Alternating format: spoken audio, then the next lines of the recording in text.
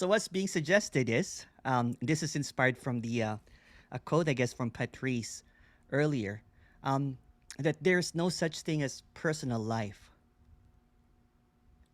You can say that life is just living itself, but most of the time when life is uttered through about it's my life, other people's life, as if life is a separate entity. It's not. Life is not even life as you know it. Life goes on without you. Life is happening without your influence. Life is happening just as it is.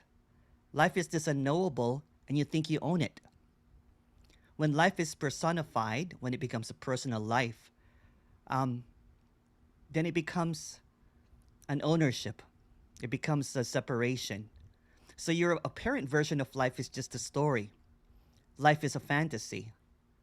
We can even say that there's no life. Surprise! It's just another label, another extension of the story of you. Life is not a word. It's kind of like a maintenance. It's like a separate mechanism. You know, some people will say that my life is great. You know, my life is really miserable right now. My life is a mess. Or my life is insert whatever you want to add to it. So my so-called life is just another persistent separateness that creates this separation. And life becomes a different meaning for everybody else. Someone will say that life is just another word for universe. Life is another word for God. Life is just another hope mechanism. I can improve my life. I can fix this. My life will turn around. Or whatever seems to come. So when I thought that I owned life, it's a very sneaky thing, right? Very, very sneaky thing because it becomes a separateness. It doesn't even seem that way, but it's just a very sneaky, sneaky word. It's just another word in trying to describe this emptiness. And then it becomes its own monster. Life, my purpose in life is, for my life to be meaningful, it has to be this. So it's like a manipulative exercise on what life should be. And it's really tricky, it's just words, but the energetic weight of that life is something really tragic sometimes. But when it's seen that it's just a comedic act again and trying to describe this reality, this existence, this fantasy, this illusion, it's just another label on what we're trying to express here that cannot be expressed. And there's almost kind of like a misidentification. There's nothing wrong or right about life, but this situation is sometimes when it's seen that life is wrong or right, or there's a way to control life.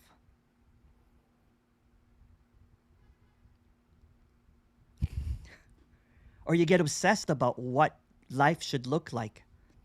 And at times, you know, there's people that have a different life in social media. I don't know if you've seen that. And there's also a different life in spirituality. This is my spiritual life.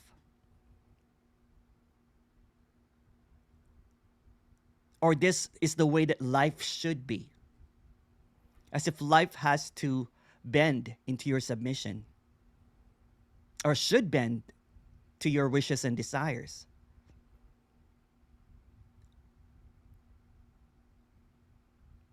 Or it's another thing that seems to be outside from you.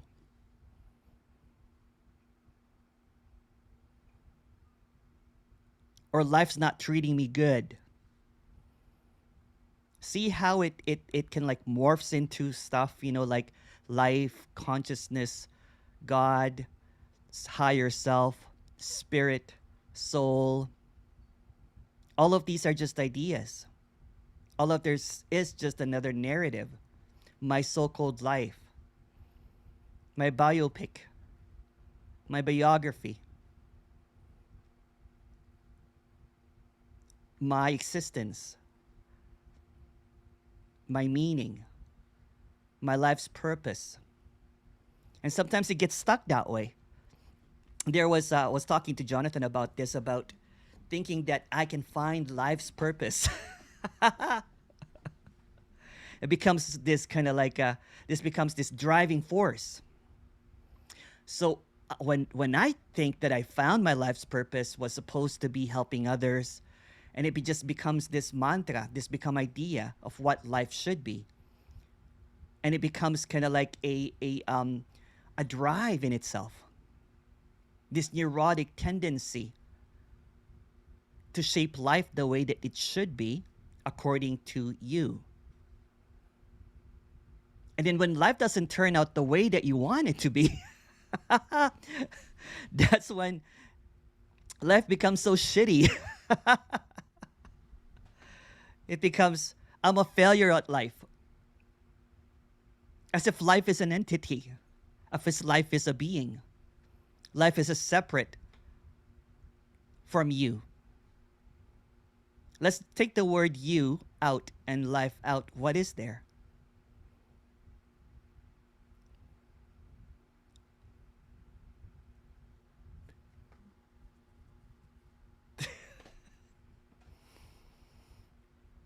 What is there? I don't know. So trying to figure out life.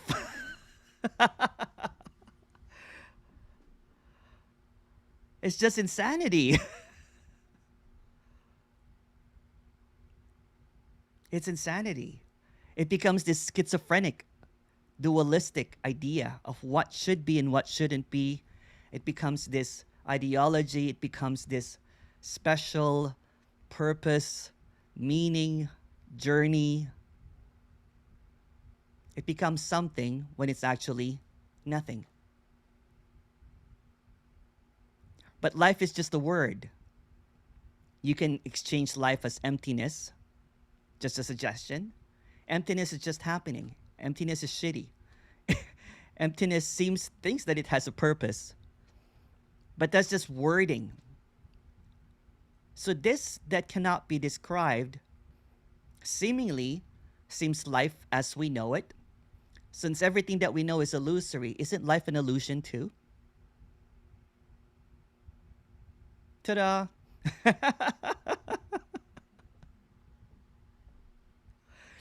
I think it was Patrice that wrote. I don't know what she wrote. It's in the thing there, and I was like, okay. It becomes life's fault. What was it? Yeah, it's just a ride in an amusement park. Life is just a ride in an amusement park. It becomes something. It becomes a quote. It takes on many different meanings. It becomes meaningful. It becomes something that you aspire. It becomes the carrier of hope.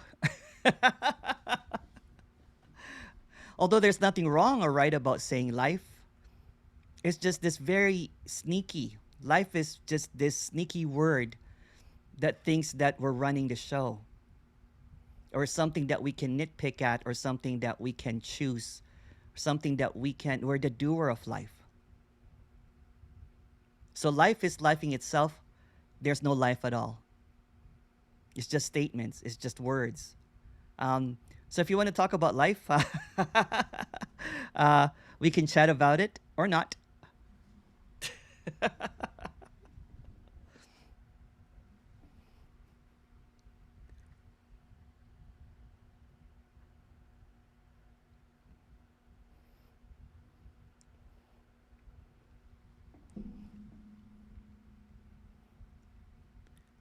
And thank you, Patrice, for that quote. That inspired this talk.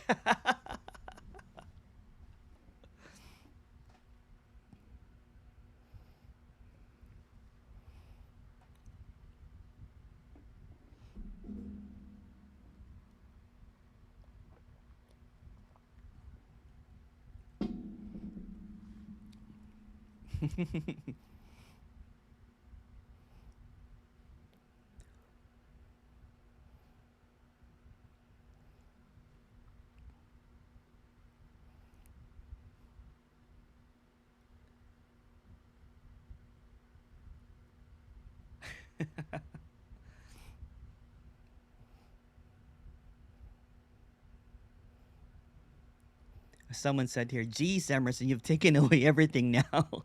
What is left?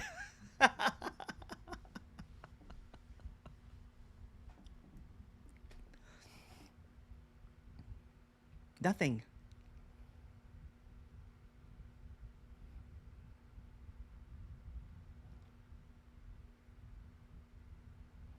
Life without a purpose.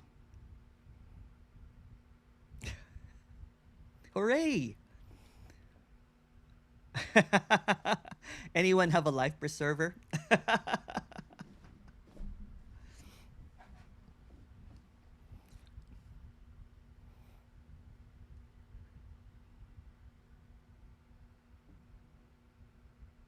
It is a buzzword, yeah, life. You know, something bigger than you.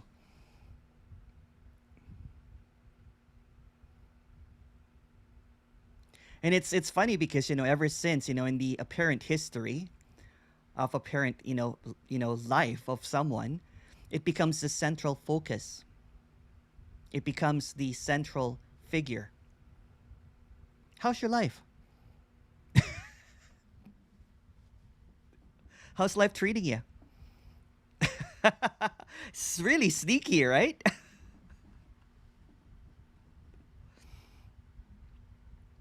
What's going on with your life?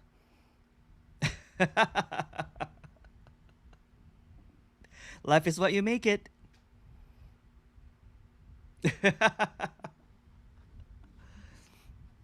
Or get a life. Oh, yes, get a life.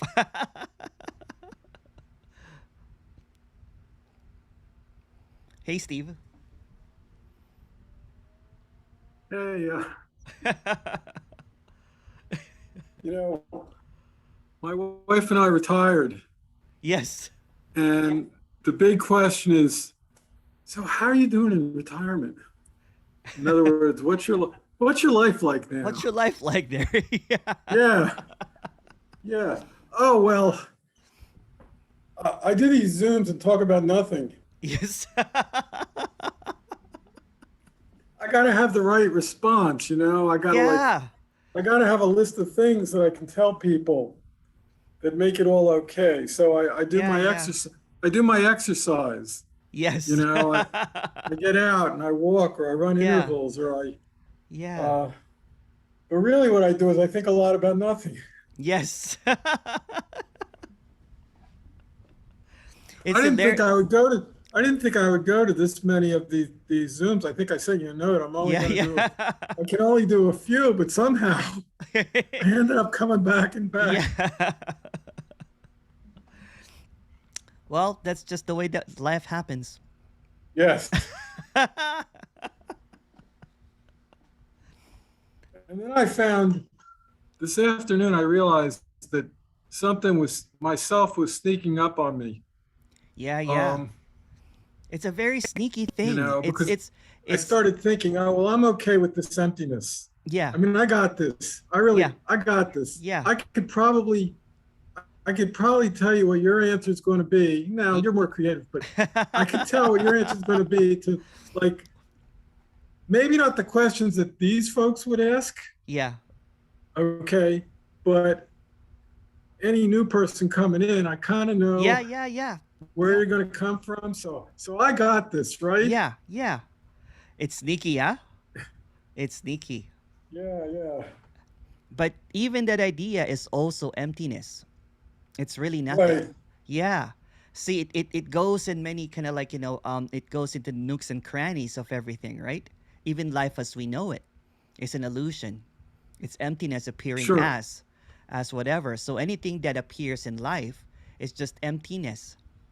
An illusion simultaneously preserving itself as reality when there is no such thing as reality.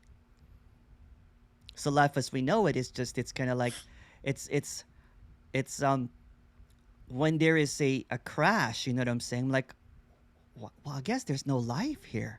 This is all death, life and death, because there's no position now, right? It's just this appearance that doesn't really have a name. It's unnamed. It's uncaused.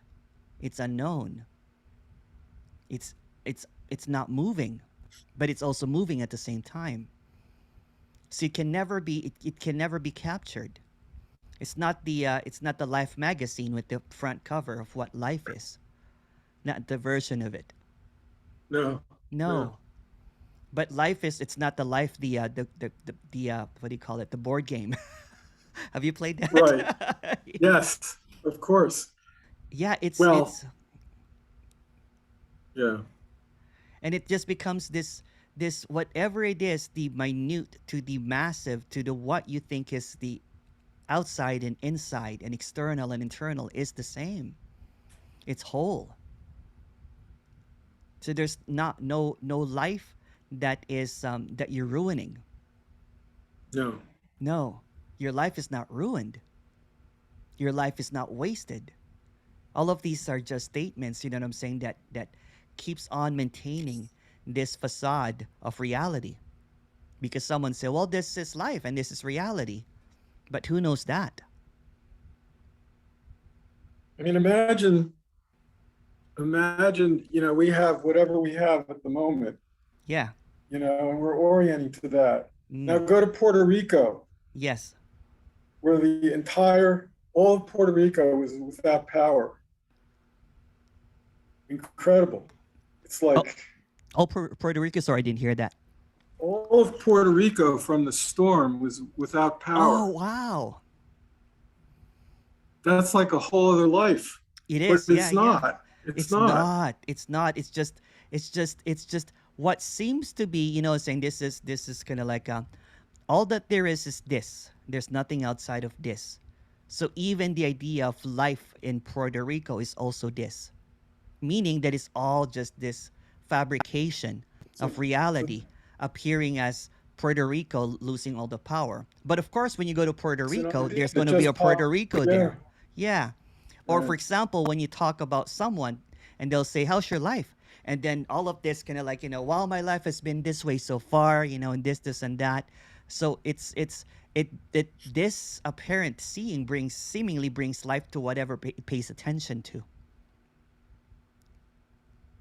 Since I play a lot of word games, I was looking at the word life, and you can Yes.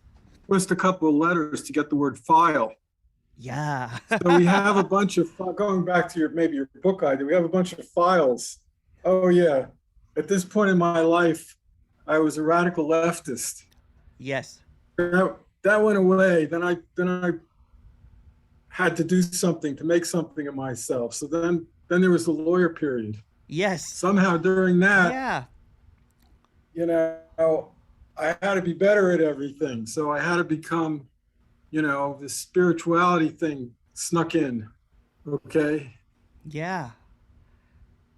So which one Now is it's real? emptiness. It's all None of empty. them All of are them are gone. empty. Yeah, they're just stories now, right?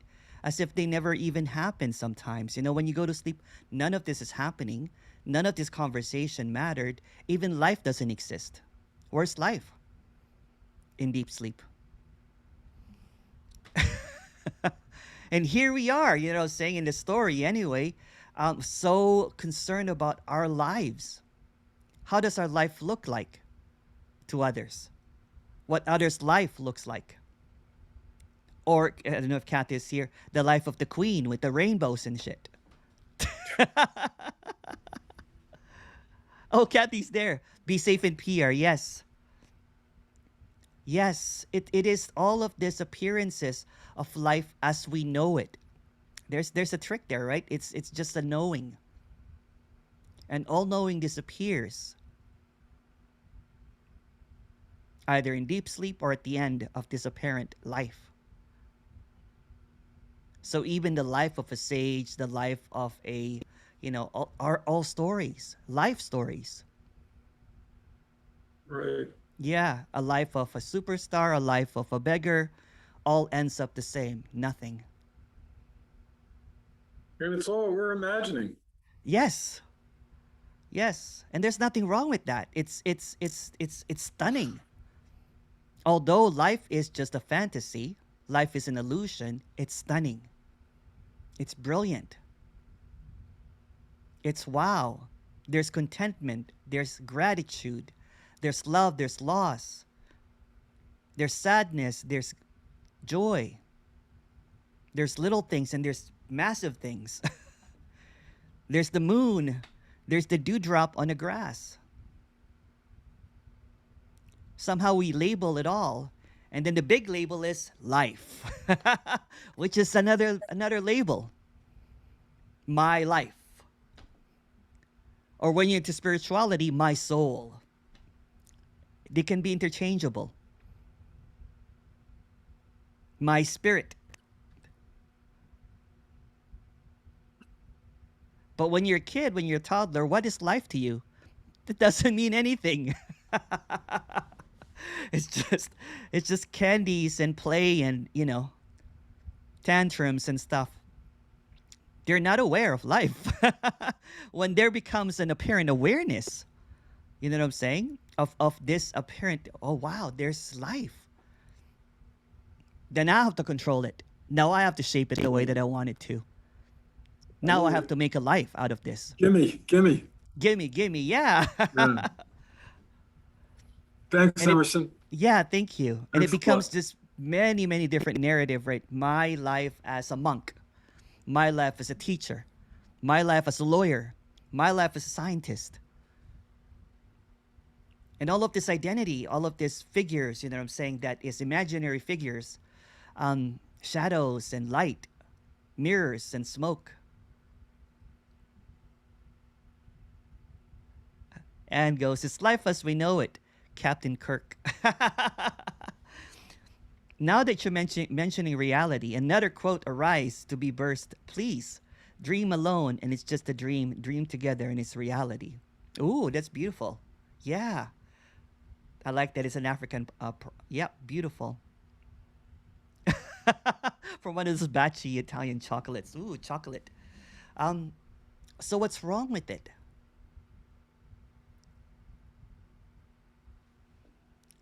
What's wrong with this apparent life as it is? Not life as we know it. Not life as a preference. This is my preferred life.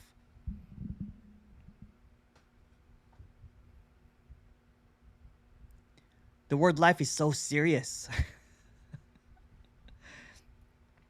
Usually when your parents want to talk to you, it's like, how's your life going, son?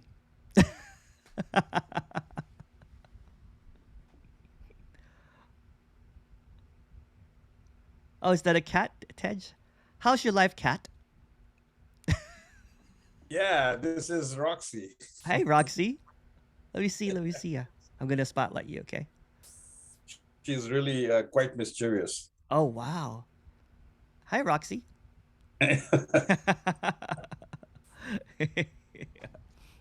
It's amazing to watch cats, it's just Oh, yeah. It's amazing to watch life as it is. Like, when my puppy earlier, she's just like on her stomach, rub my stomach, and if I stop, he goes, just keep on going. It's beautiful. yeah. It's beautiful. It's aliveness. Exactly. Just It's total aliveness. aliveness and the moment. They're just at the moment, nothing else going on. Yeah. Or it's kind of like when my puppy's scratching the door, my brother, she escapes from my brother's, babysitting, dog sitting, and then scratches on the door, and then crying. You open the door, it's like the beautiful smile. Got you. Yeah, it's the same. Amazingly, Emerson, she's always trying to scratch the door to get outside in Yeah. the backyard. And yeah, it's just at the moment. Yeah. Yeah, I mean, or just imagine seeing through. You know what I'm saying? This is just a story, of course. Seeing through that ice. You know what I'm saying? When I first had my apparent, you know what I'm saying, awakening, a long time ago, the massive one that led me into all this suffering, was when I was watching my dog.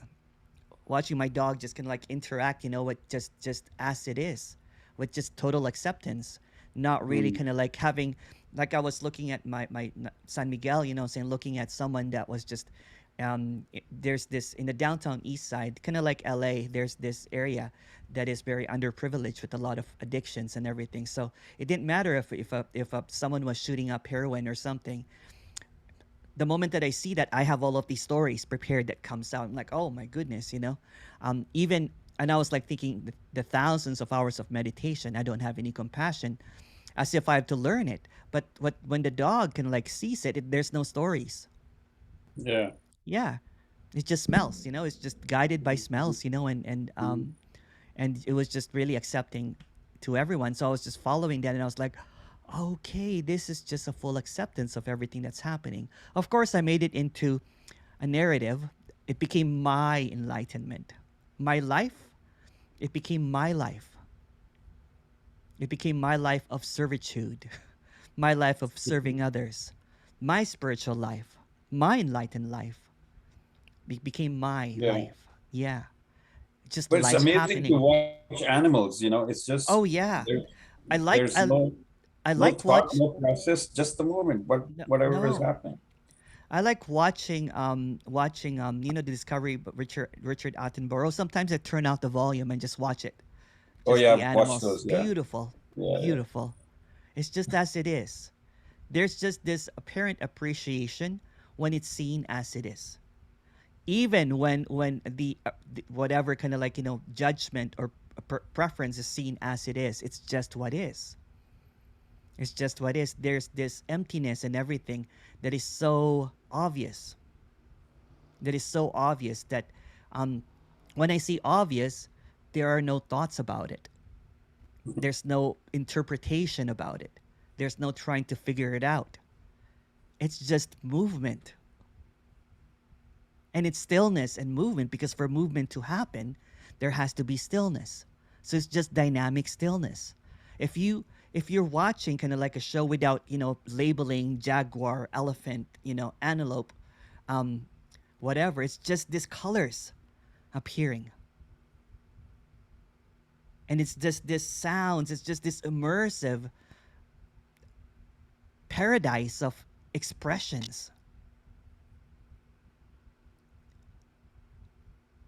and it's in a sea of stillness that's immovable.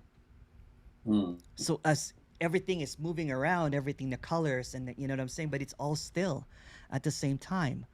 It's not about figuring it out, but it's just seeing it. Seeing without conditions, without interpretation. But it's hard. It's not a practice. I'm not trying to get you to practice that. Yeah. It's just as it is. And that's what's sometimes seen, I'm saying, that the brilliance of everything.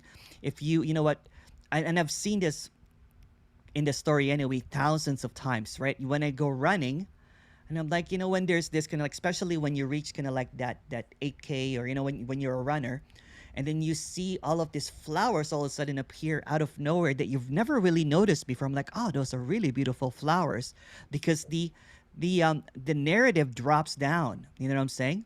It's just this shimmering colors and stillness appearing all at once. These colors, these sensations, this heat, cold air. It's just an overload of beautiful offering of emptiness. It's just this explosion of colors and sounds and smells and sights. It's just wow.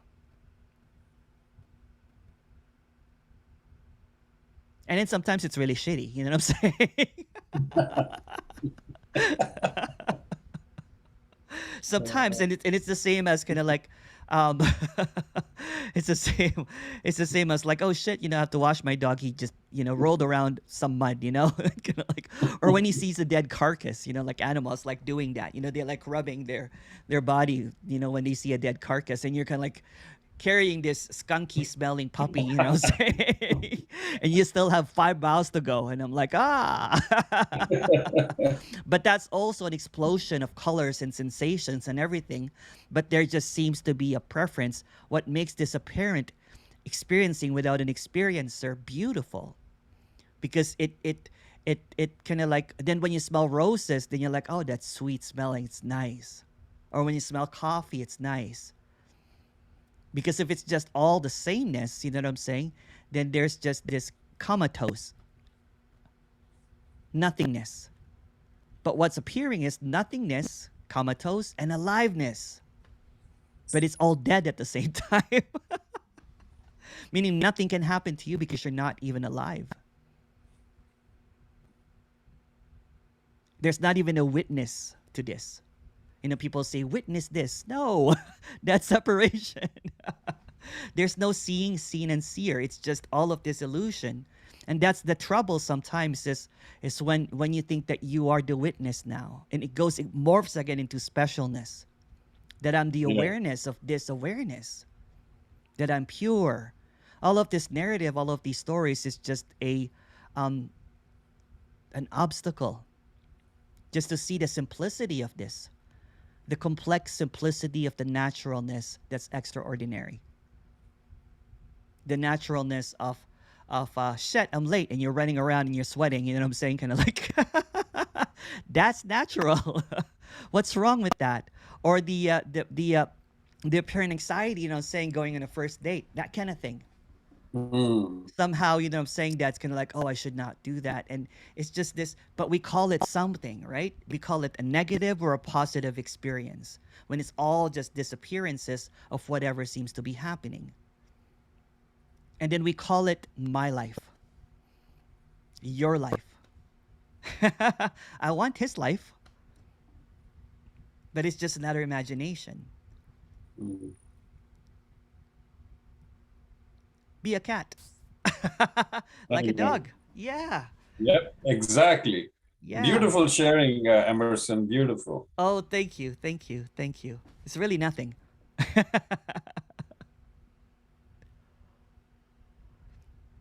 Hey, Susie. Oh, I can't hear you. Hi, Emerson. You look great. Ah, thanks. Yes, you look great. It's Life's funny, treating, you know, like, life's treating you well. yeah. I'll just keep on coming up with this stuff. The cool thing about, you know, the thing about preferences is, you know, you can prefer what you want, but it doesn't make any difference. Do you know doesn't what I make mean? any Life, difference, yeah. fitness, whatever. So if you stand in shit, that's it. But you might prefer not to, you know? Yeah. I mean, my preference is not to, but like, you know, apparently that's just, you know, It's just what it is. Yeah. It's just the way it is. So simple. It is. It is. When there's no controller anymore. No one driving it. You know, it's just appearing as it is. Thanks, Emerson. Thank you. Thank you.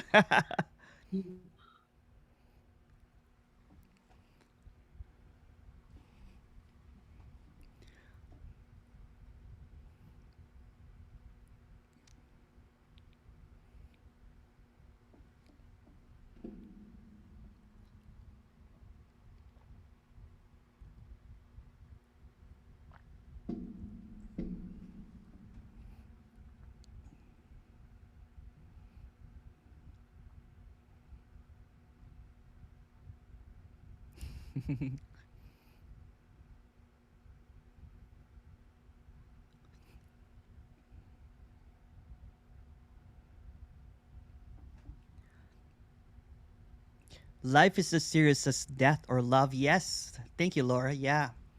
It's all of this seriousness, right? You know, when you talk about life or death or love, it's just this seriousness. Yeah. Because the moment that the I enters, the moment becomes I am life. It becomes this very special thing already.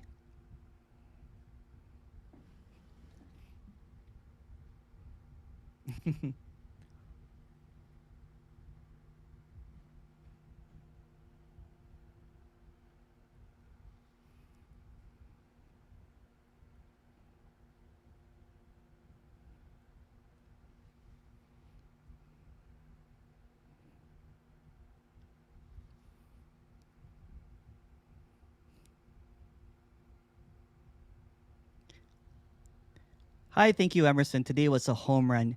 These are classic talks. Thank you so much for doing this. When will you do the next one? I don't know. I'm planning to just go to Montreal, do live meetings and stuff. I don't know.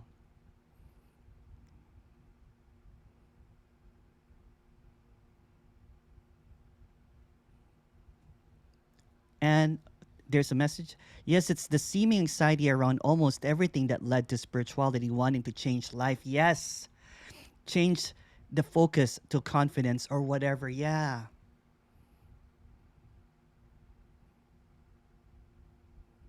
It's trying to fix what is. And there's nothing wrong or right about that. It's just what is.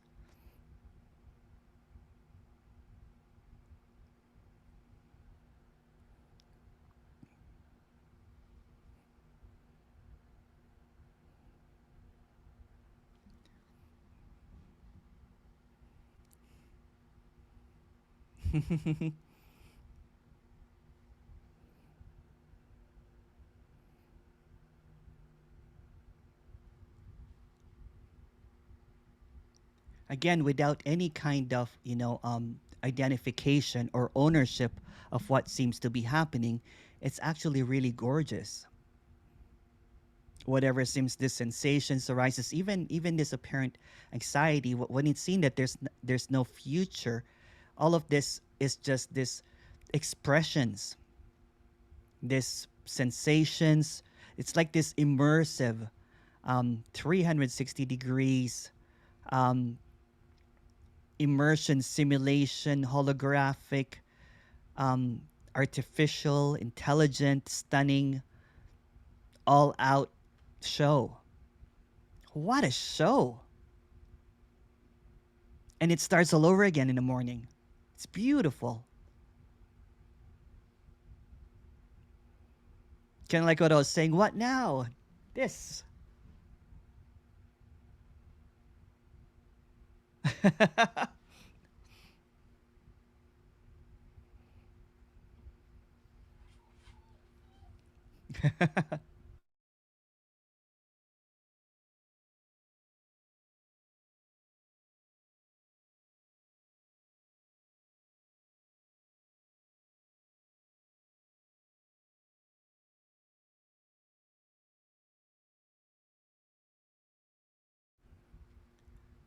Stunning clarity, Emerson. I like that you go where no one goes. Thanks for the bravery. It's really nothing. It's really nothing.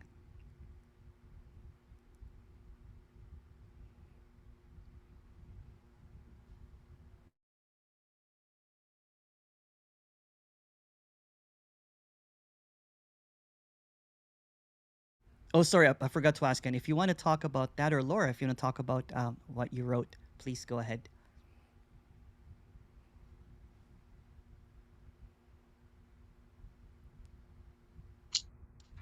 Thank you very much. But here it, hello. Hi, Here it's Laura. almost. Hi. Hi. I don't see you. Okay, you're just the audio. Sorry, go ahead. Yeah. Here it's almost midnight, so I'm just listening to de nada, nothing. De nada, nothing. Yeah. So I don't have anything to add or to say. It's just wonderful. What is the expression? It's wonderful. Thank you very much. Gracias. Buenas noches, Gracias. señora. Buenas noches. Gracias. Oops.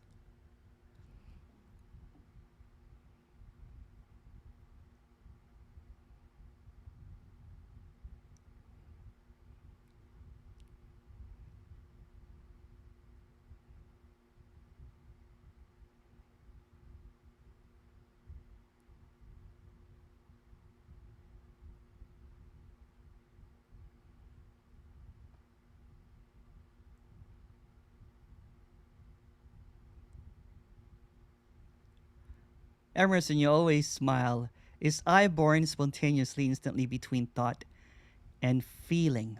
There's no I at all that's born. Seemingly in the story, there's this sporadic I, you know what I'm saying, that just comes and goes, and it's like it's not real. So anything that is sporadically or seemingly appearing in and out is just an illusion. It's like a flickering. Um, it's like a flickering bulb. You know what I'm saying? It's the the absence of everything is the permanence. So the I that seems to appear here and there is also the absence, appearing as this flicker. Of course, this is just a story as well. If you want to add to that, Simon, go ahead. Between thought and feeling. Maybe I'm not getting the question right. Sorry.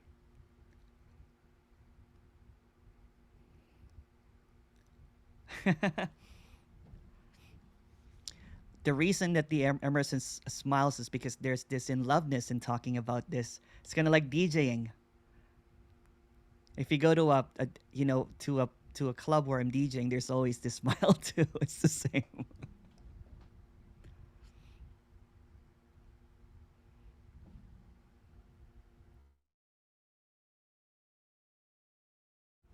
Is there a connection between thought and feeling? These are just thought and feelings are just labels of what's appearing, seemingly coming out seemingly from emptiness. So there's this apparent thought, feeling. Um, it's just getting. It's just basically temporary stuff. I'm not really sure actually. I don't know if there's a connection between thought and feeling. But when you mention thought and feeling, it's just seen here as just this appearances coming in and out that are labeled thought and feeling. It's just sensations.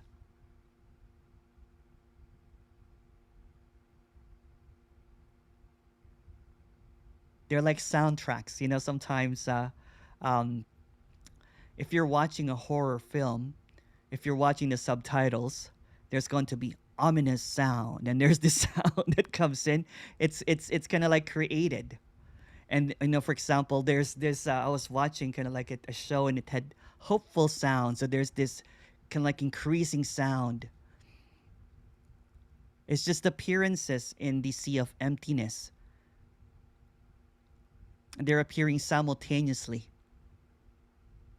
There's no before or after. There's an illusion of before and after, but it's appearing simultaneously. Because all that there is this. So there's no before or after this. There's an idea of before and after. There's a apparent thought about what happened, or an apparent memory. But those are just labels of something that's just appearing all at once.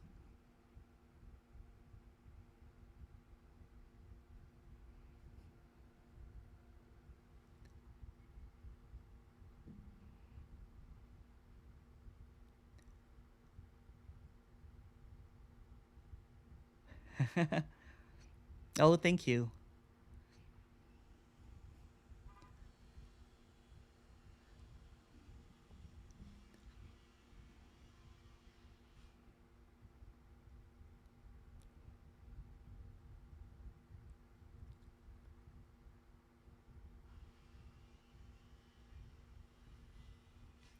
Can the illusion be seen through by watching thoughts and how they affect feelings and how feelings affect thoughts? That seems very complicated because by watching the thought, it's reinserting or reasserting that there's a thought. Um, and then thinking that how they affect feelings, again, is just a reinforcement of something that is just happening simultaneously.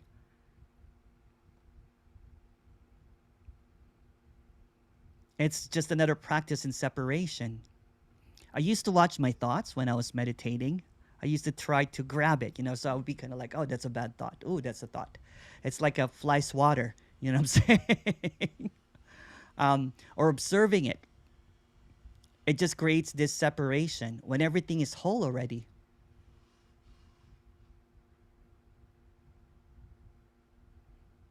When I was a teacher for about 10 years, I was an expert at finding skills, and I had tons of stuff in my apparent tool belt. I'll have, it's gonna like I was gonna like be Mr. Fix It All. If somebody has active thoughts, I'm like, you have to do some pranayama, maybe alternate nostril breathing, or maybe maybe kind of like a some exercises or something, or watching your thoughts, who's watching the thought, all that kind of questioning and everything, just leads to just the reinforcement. What's just appearing is just the naturalness, it's just all emptiness. There's no point in watching thoughts when everything is just as it is.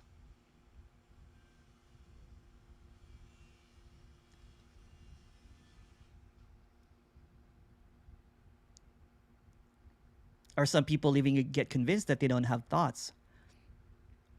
But when you say that you don't have thoughts, that's also a thought. So there's no way out of it. I don't have thoughts. And they try to kind of like make it look like that they don't have thoughts. I know that because I did that.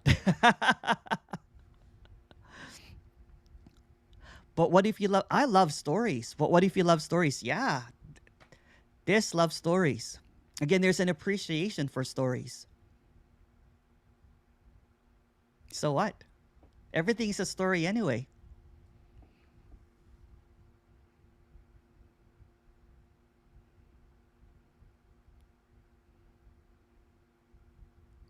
I have a friend of mine that contacted me. It's really, really funny. She's complaining about my friend's social media posts. Really hates the social media life, and I'm like, and I just didn't really have anything to say about that. It's like, oh, I can't believe that this person is posting this stuff. Who does she think she is? And I'm like, well.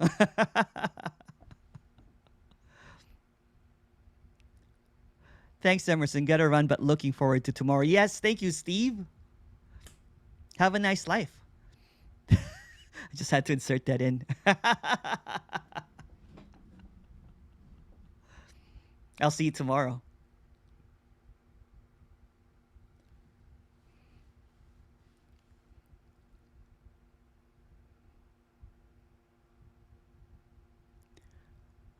I went running last night after. I usually get a lot of energy after talking, saying it's like talking. So I went for a long, long run. And of course, when you go for a long, long run, you have more energy. I don't know how. So I started playing the piano, I was DJing. And so I slept at like 5 a.m. So I'm drinking coffee. So like an hour sleep. Because of course, at 6 o'clock, my puppy's like, Dad, let's go for a walk. But it's all aliveness.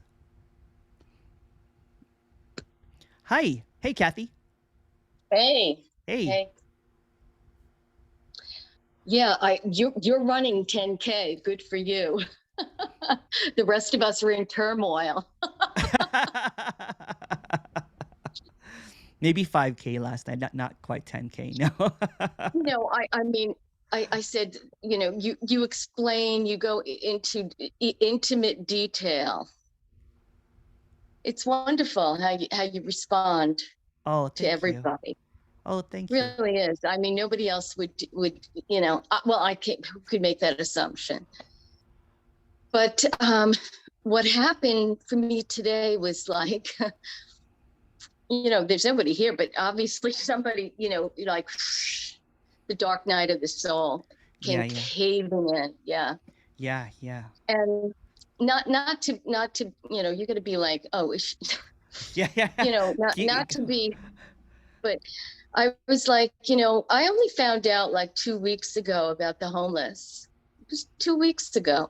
I just thought you were like a meditation teacher, like I in the shop above the deli in town. I didn't, you understand? I didn't have, and then, talking about how you help your mom through what she went through and the family, it was like, yesterday we were talking and you said, I said something about when I see a priest, I, like, bless me or father or whatever. And, you know, you were like, yeah, my mom says the rosary Yeah. like every day, you know, she's bhakti. Yes. And I went, Emerson's bhakti. Oh. That's what happened. No, it's not funny. It's not funny. I went into the whatever subjugation mode. It was very uncomfortable. And it was like, you know, I projected it all onto you, and then where my unhappy self. Oh. It was yeah, it was really bad. I kept saying, you know, you didn't do this, you didn't do that, you fucked up all the time. Oh. But you know, is you know, I mean, you know, I was born with sin, whatever. You know, and you know, I mean, I'm not wasting everybody's time now with blah blah blah. No, no, no. Keep on going. I love it. I love stories. Yeah. But you know, it's just like it just like, you know, it rattles. This whole program, this whole thing, 4 days, I did 5 days 2 weeks ago or something. Was it 2 weeks ago? I mean, A month ago. I'm not really sure. I never even got to, you know, don't pin me down to that. No, no, no, But, no. I just don't remember. But go ahead. you know, this process, it starts to rattle up the cage, and then you start the meat making all these projections, and you just go right down the rabbit hole, and it's, you know, wow, it's just really difficult, very, very difficult. Yeah, but I still thank you for your service. I don't know. Somewhere it started around here. Like, you know, every time you see a soldier, because there's an airport for Marines around here, and you know, you know, like somebody's in full dress uniform. Thank you for your service. Well, you don't do that, but yeah, you know, and somehow I don't know what happened. It's like down the rabbit's hole. It was bad. It's so bad. But there's nobody to go down the rabbit's hole. There's no rabbit's hole anyway. yeah, yeah. It's just this self-maintaining kind of like, you know, narrative, right? Of whatever it is, and that's all right too. That's what is. That's what is. Yeah. That's the spice of life, so to speak. You know what I'm saying? This kind of the like crying, the laughing, the crying, the laughing, the spicy, the sweetness, the bitterness, all of that, right? It's just this flavor. There's just this aliveness appearing as whatever it is. And when and then when that happens, this is just what is. And then there's this creative process of making it to something, and there's nothing wrong about that too. It's just what is as well. Just what happens. Just what happens. What's happening, you know? She went off the charts today. You know, whatever. It's just what's happening. I mean, it's just that, you know, I don't know. It's just like, you know, I think like I said, this whole process, it's sort of, and I'm going back to second grade. I mean, Christ, that was 58 years ago. You know, it shakes things up. I mean, I had a beautiful dream last night. I was so happy because I don't know. I spoke to some women in the breakout room. I don't know what happened. I had a beautiful dream being with my dad. And that's wonderful. Beautiful. That's beautiful. That like opened me up. But this maybe the remnants of that was still there. You know, there was something that you were like, you're not good enough. Yeah. You're just not good enough. Yeah. But that's that's the spice. That's the fire. You know what I'm saying? That's the kind of like, that's the taste of kind of like, that kicked. You know what I'm saying? Yeah, that that kicked. That was like a ghost pepper, kind of like, you know, spice. Yeah, that right? kicked, yeah.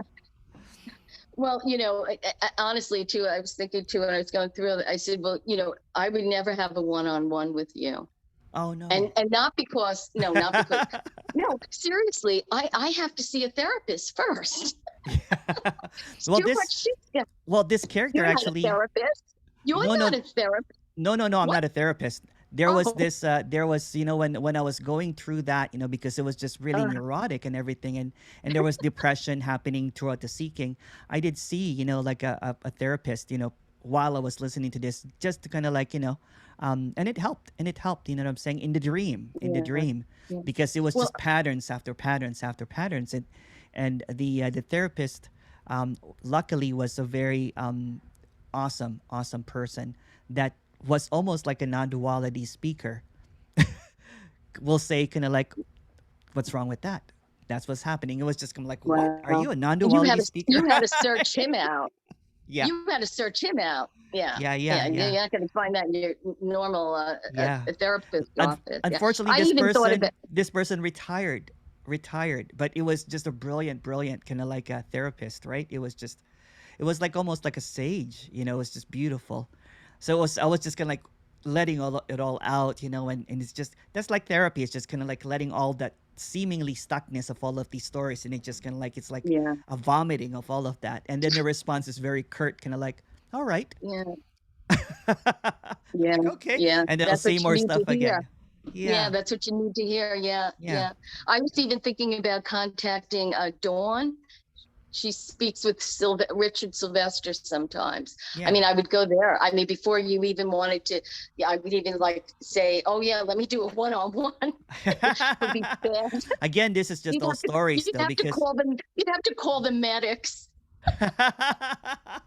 Yeah, this is just a self-maintaining narrative, right? Of I know, but listen, I would never tell this story to anybody. Yeah, It's no been worries. for many years. Yeah, along with a couple of other. Yeah.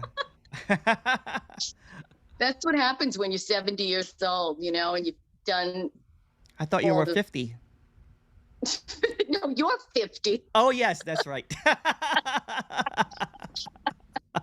Thanks so much, Emerson. Thank you. And by the way, I can't come tomorrow. No worries at all. Oh, okay. Yeah. I just want to let you know. I don't want you to think I freaked out so bad I couldn't even turn the no. freaking thing on.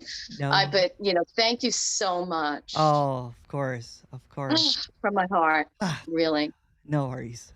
Much love. Thanks. Okay, to you too. Yes. Well, there's still an hour or something. Yeah. Yeah, just wanted to let you know. Tomorrow we're gonna dance at the end of it. I know. I missed the last time I came home missing the dance. No, the last time I came home in time for the dance, I caught like, you know, at least 2 hours of the dance. It was all Bob Marley, and then you rolled into like later some kind of electronic stuff. Yes. Right. Yeah, it was good. It was really good. I liked it a lot. That remix that was actually like an 8-year-old remix. I kind of like remixed a whole bunch of Bob Marley songs, and it was really fun to do that. Yeah. Wow. Yeah. Wow, that's really cool. Yeah. Mm-hmm. Yeah. That's like the thing now, the in thing too, isn't it? It seems like every time I go somewhere, I hear Bob Marley. I don't know. Maybe it's just stir it up, because that's what I've been doing. So anyway, thank you so much again. Thanks, Debbie. All right. Thank you. Bye-bye. Bye-bye. Put your hand down. You've had your hand up too many times. Are you sure this is not therapy right now, Kathy? I'm just joking. Do not speak until you raise your hand. You never call out. You never call out. You must raise your hand. You know who that is. Much love. Bye. Ciao. Ciao.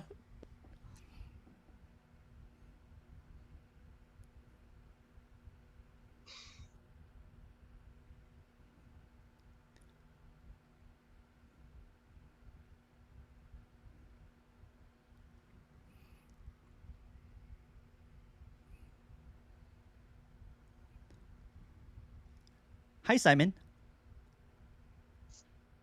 Hi, Emerson. How are you doing? Hello. I'm good. How are you doing? Not so bad. I found you last Friday. Oh, wow. It took me 7 years. What's that? It took me 7 years to find you. Oh, wow. Yeah. There is a girl in London, and she mentioned your name on YouTube. So then I found you that way. Oh, wow. I asked you about this. Go ahead. Yeah, I asked you about this connection between thought and feeling. Yes. And you see, do you know Jiddu Krishnamurti? I do. Yeah. And did you hear dialogues with David Bohm? and No, Jiddu no. Krishnamurti. You know what? I'm sure that I've listened to some of them, but seemingly after the apparent, dropping away of someone that was not there was kind of like a purge of everything that's learned. So I might remember bits of it if you remind me, but I don't really have a good memory anymore. I don't even have a memory. Yeah. But You go see, ahead. I followed this guy, David Bohm, and I listened to this seminar, connection between thought and feeling, and I did it. And the instruction was, if you are in a really bad emotional state, he said, just find words and try to learn it and see how words affects feelings and how feelings affects words and the whole state. Yeah. And I did it, you see. Yes. And I could kind of see through the second. How did it work for you? You're about to tell me, but go ahead. Yeah. And you see, and I could see how the whole process worked. It was like in an instant, a kind of an insight into like the whole I is just past, is thinking and nothing else, and the whole body, it just, it just dropped completely. And I was just laughing at how stupid it was. Yeah. But then the problem is, that was 3 years ago, you see. Yeah. And I'm still trying to figure it out. Yeah. Yes. And you see, how do I drop it? See, that's the thing with practices, right? Because it's trying to control what is, trying to drop what is not actually is. It's trying to manipulate something that's wild, that there's nothing wrong with it. So trying to do practices, and I don't really know the practice that you're talking about, but I'll look it up. I tried. I was kind of like what I was saying earlier. I was kind of like the apparent kind of like Swiss Army knife of practices. I had a practice for everything when I was a teacher. I had a bigger audience back then, and if somebody says that my thoughts are racing and everything, I'll be like, I have the perfect practice for you. Sorry, that's and so what seems to be happening is the negation of something that is not even there. So trying to control thoughts that's not even there is just resurfacing it, or kind of like making it real. So something that is unreal that you make real might click one time or something, you know what I'm saying?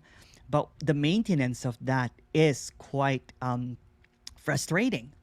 Because I tried to do that, you know what I'm saying? Tried to, watch my thoughts. I don't know what practice, but in the practice that I did, I tried everything. I was a researcher basically of all things spiritual.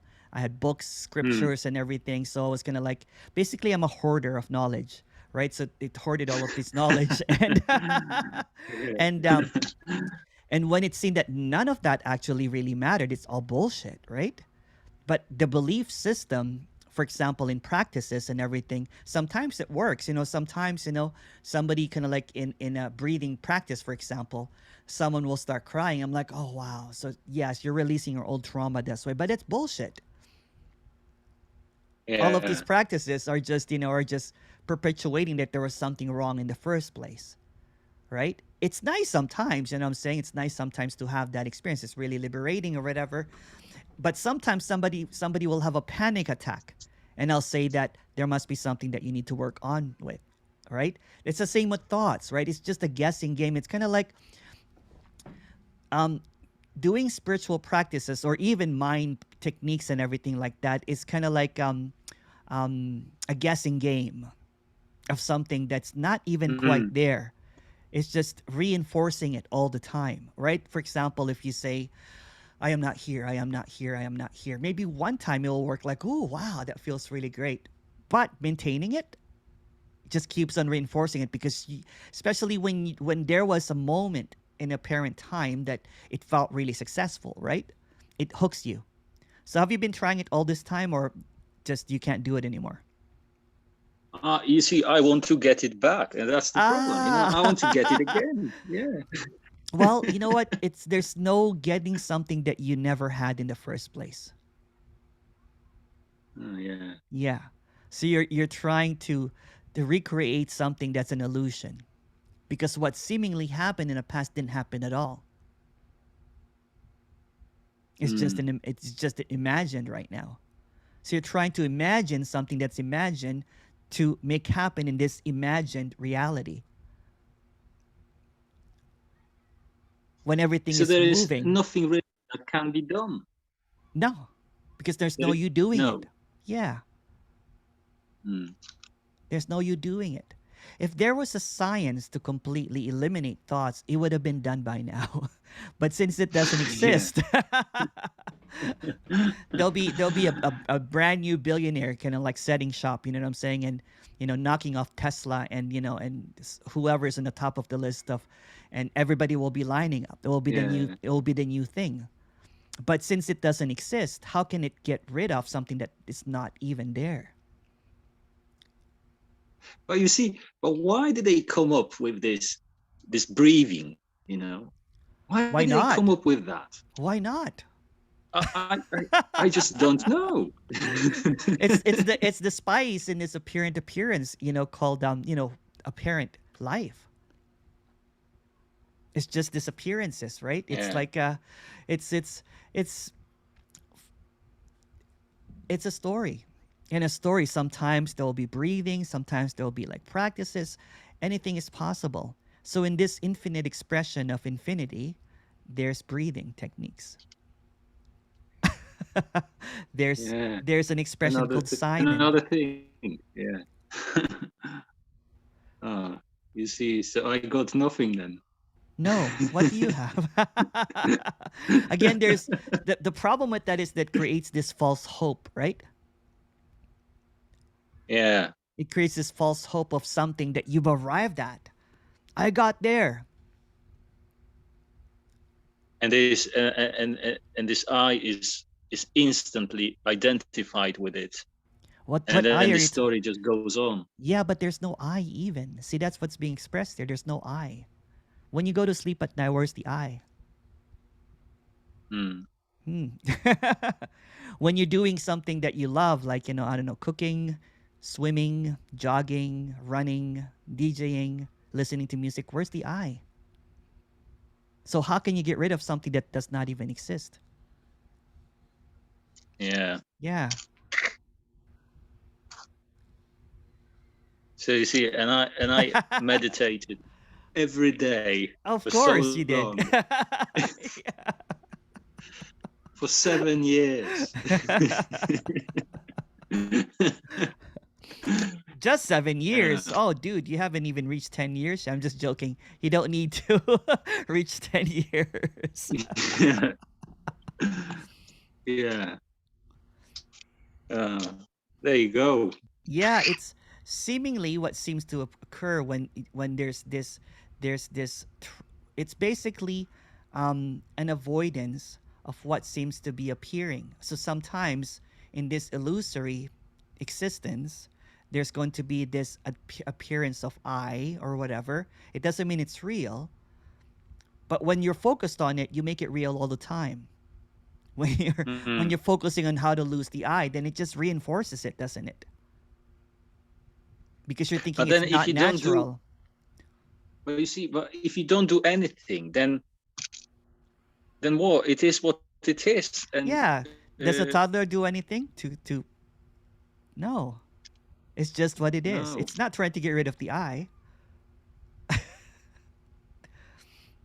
But then, does this, self-consciousness, does that help? What's self-consciousness? Being aware of myself, Who's aware of yourself? It's another story.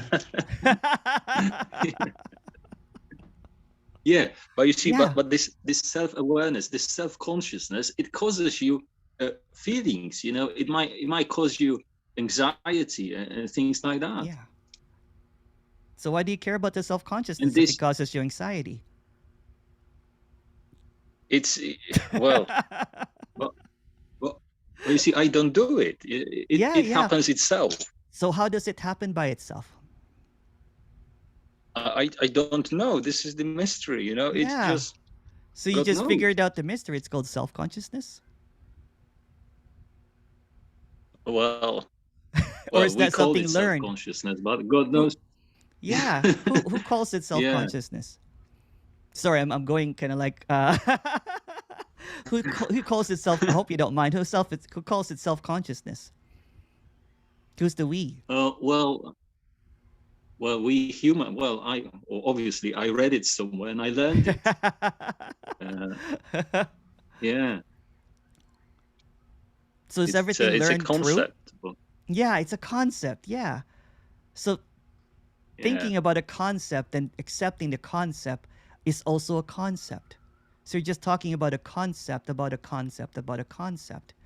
So when there's a concept that is reinforced as real, then there's a relative concept that this is my reality. There's no such thing as self-consciousness. There's no self even. Where does that go when you go to sleep at night?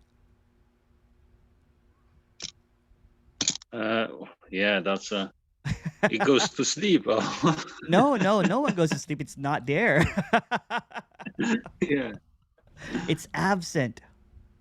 So all that there is this absence, and whatever arises, you know what I'm saying? We label it as self-consciousness, awareness, or whatever. But who's the labeler?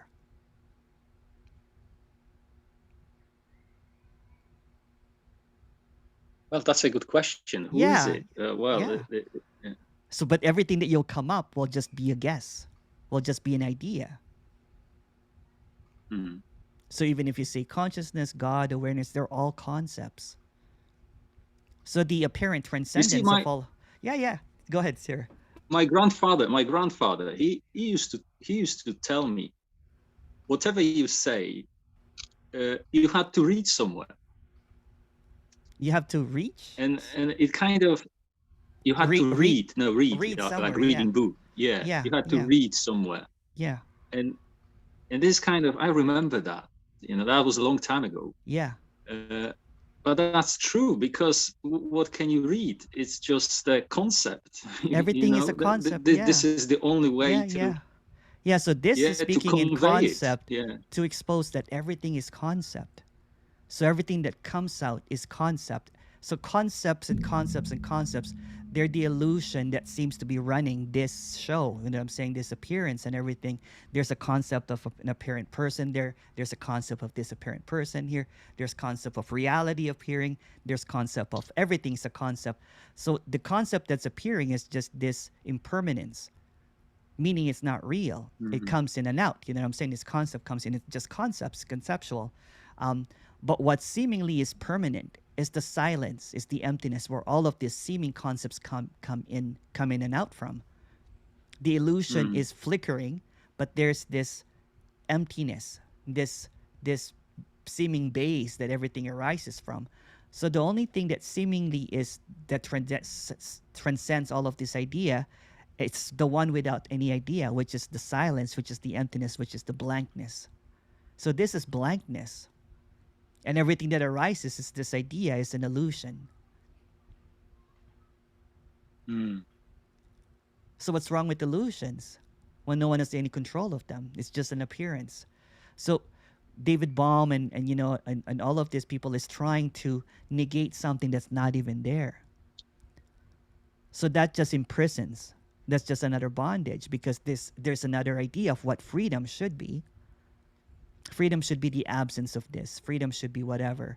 When everything is already appearing as unconditional freedom.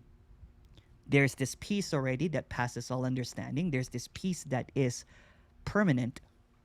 And there's this appearances of this seemingly, seemingly kind of like appearances of what sounds, vision, colors.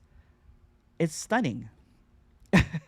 So it's you see, it's like every method, every instruction is like throwing a chain around your neck. Yes. It is. And there is no way out. Yeah. There's no way out. Yeah, because what seems to do with the practices is just maintains that there's something that needs to be eliminated. There's some state that needs to be reached. It will imply that there is somebody who executes it. Exactly. Exactly. Yeah. There's it just reinforces that there's a doer when everything's happening automatically. Mm. When everything is just this automaticness, this mi- mysterious, unknowable, this. Yeah. Yeah. So So there's that's in a bad news. There is no way out. there's no way out. It's hopeless. I don't know if you were here earlier. That's what we talked about, the hopelessness. And it's so amazing though that I see a lot of hopeless when I do kind of like my one-on-ones, when it's hopeless, they have this smile. Somehow they're relieved that it's hopeless, that there's nothing to get, that there's nothing to practice, that everything is already hopeless. Because the hope perpetuates this suffering, that there's hope that I will get there. So there's I'm not quite there yet, but I hope I'll get there soon. And it keeps on thinking about something that's going to happen. Kind of like what you're doing. But when there is also anxiety connected with it, because you might not perform. Yes, you might not that's get why there. there's suffering. Yeah. But what seems to be happening is just this immediacy, this directness of what is presenting as itself, even if it appears as this anxiety feeling. It's not. It diminishes as soon as it appears, because it is seen as it is. It's not tied to a story of hope that will happen, of getting rid of it. It's just an appearance. It's kind of like when you're dreaming at night. When you're dreaming at night, it's just what it is. The moment that the dream ends, the moment that there's this, sliver of awakeness, when you wake up, everything that you thought you believed completely real, thoughts, feelings, emotions, whatever situation that you were in an apparent nighttime dream, vanishes like that. This is like that. But there's this belief that this is really happening. But what seemed to happen is the apparent Simon that was dreaming at night seemingly woke up, but no one really woke up. There's just this appearance of someone, but no one went to sleep and no one woke up. This is still a dream. It's a dream within a dream within a dream within a dream, and it's just a singular dream. Yeah, it is hopeless. It's so there is really no there is no I reason always to smile because it's hopeless. Yeah. Yeah, but as the lady said before, we are all in turmoil. Who's in turmoil? We are all in turmoil, you see, because we in this illusion. But no one's in the illusion. See, that's the when there's an identification that I am in turmoil, then it creates this narrative, this story that is maintained. Then someone will say, why are you in turmoil? Well, you know what? And it creates this story supporting that, statement, when it's not even true. Are you in turmoil when you're sleeping at night in deep sleep? No. No. So who's in turmoil then? But then you see the turmoil is the turmoil is the feeling, isn't it? And then but feeling comes and goes, doesn't it? Yeah. It comes and goes. It's an illusion. It's an idea. It's a suggestion. When it's nothing at all. There's no basis to it. It's just really emptiness appearing as whatever flavor it wants to appear. As turmoil, as sweetness, as spice.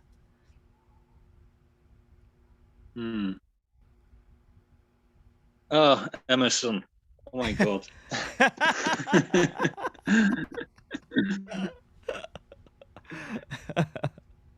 There is nothing that can be done. No. But I want to do something. Oh. And there is nothing that can be done. Let me know how that turns out. Nothing can be done because there's really no doer. These ideas of there's something that can be done is just an appearance right now. It's just an idea. It's just a thought. It's just imagined. You just imagine that I want to do something.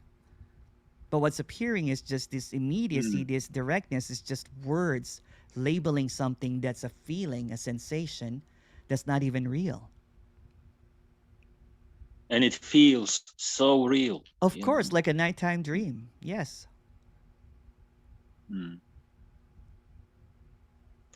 Yeah. Thanks, Emerson. That was great.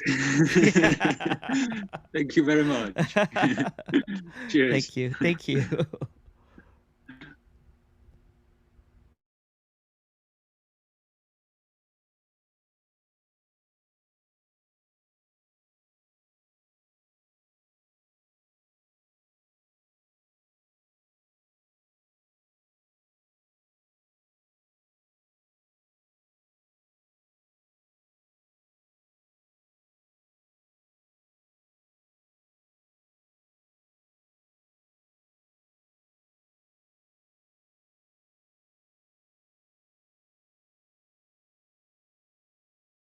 Hi, Kane.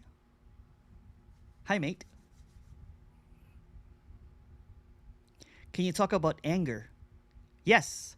Um, Again, it's just a labeled appearance of something. There's in this apparent illusion, there's going to be some seeming reaction to what seems to be happening. For example, if there's a traffic jam and this sensation arises that we call it anger or kind of like road rage or something, and that seems to appear, but anger is just a label of emptiness appearing as whatever it seems like. It's kind of like emptiness with 4 stars. You know what I'm saying? It's just this sparkly emptiness. It's really nothing at all. When anger arises, seemingly, there is this there's just this it's just a sensations or a collection of apparent stories, but it's not really real. It's not really even there. But it is what it is. There's nothing wrong or right about anger. It's not about, and there's nothing that you can do to control that, of whatever arises. There are techniques to lessen your kind of like there's anger management classes or whatever, but anger is just this expression of emptiness appearing as whatever it is. It is what it is. But when it's seen that that's just what's arising, when there's no one there that's angry anymore, it's just anger arising, there seems to be it's kind of like it's just a spark, you know what I'm saying? And it kind of like it diffuses right away because it's not made into a story.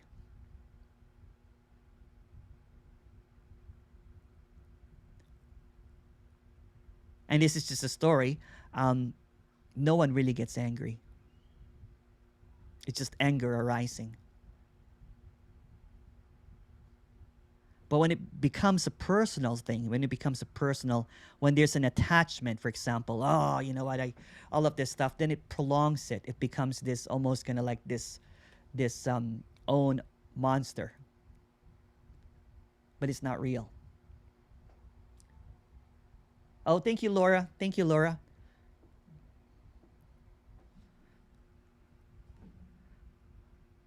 We'll see you tomorrow.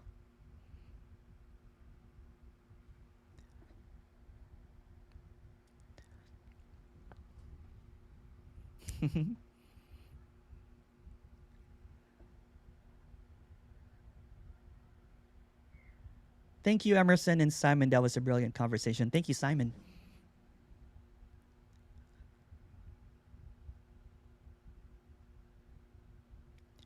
This has nothing to do with goodness. So if angry person like a killer would carry on if liberated, there's no one anyway. So seemingly there's this misconception about this apparent that when there is this yes, it's not about goodness or anything like that.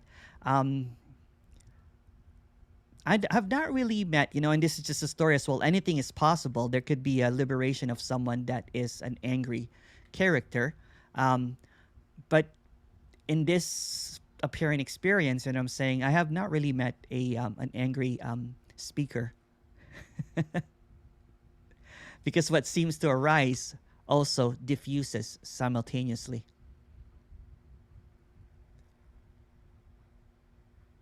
If you encounter an angry teacher, then they have an agenda. They have a purpose. They have a position. They have a motive.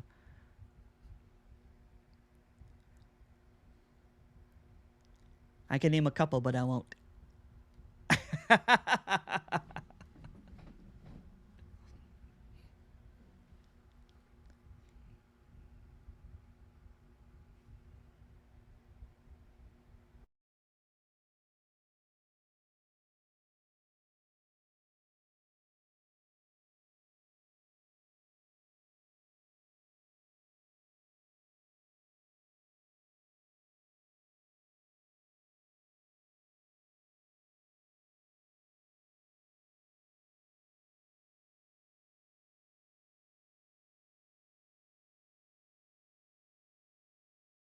Once upon a time, to everyone, into eternity where all is one, there crept a tiny mad idea at which the appearance forgot to laugh.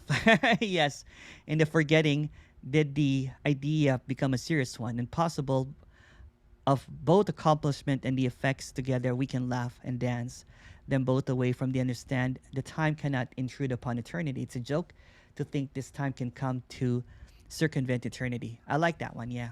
There's again there's some some sentences in some of the Course in Miracles that I really like, but there's also some that are very contradictory. That one I like.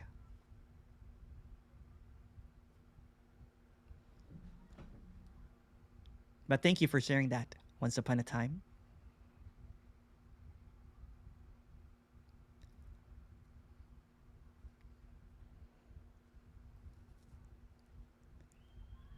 If you would like to add to that, please go ahead. If you would like to chat.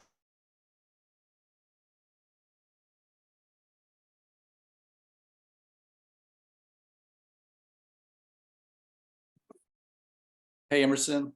Hello. Hey, everybody. It's Joey. Hi, Joey. Where are you, Joey? Oh, you're once upon a time. Okay. Hi, Joey.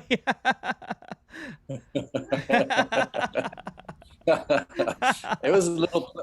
It was a little play with words. Of course. I kind of adulterated ACIM there. I removed Son of God. Just yeah, I kind of noticed that. I like that. I like that. There's a lot of dualistic kind of like words sometimes. You know what I'm saying? That creates this separation of something that's really clear already, right? Yeah. Yeah. But basically, this is how I see.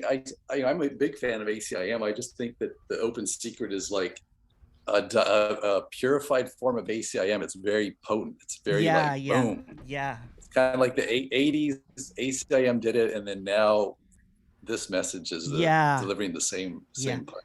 I was an ACIM, for a long time too, and there are some stuff there that are kind of like still really mind blowing. You know what I'm saying? That are still really really clear, but the seeming problem is when I started following a bunch of groups, a bunch of teachers that had their own interpretation. It became about ascended masters, if you know what I mean. If you follow it became about ascended masters. It became about duality. It became about the Holy Spirit. You know what I'm saying? And it just reminded me of religiousness all over again. Yeah. I don't even know anyone that's been liberated. I maybe there's one person. Exactly. I don't know anyone. There's one out of the UK, Simon, and maybe he's there. He pretty much, he says he's an appearance and this.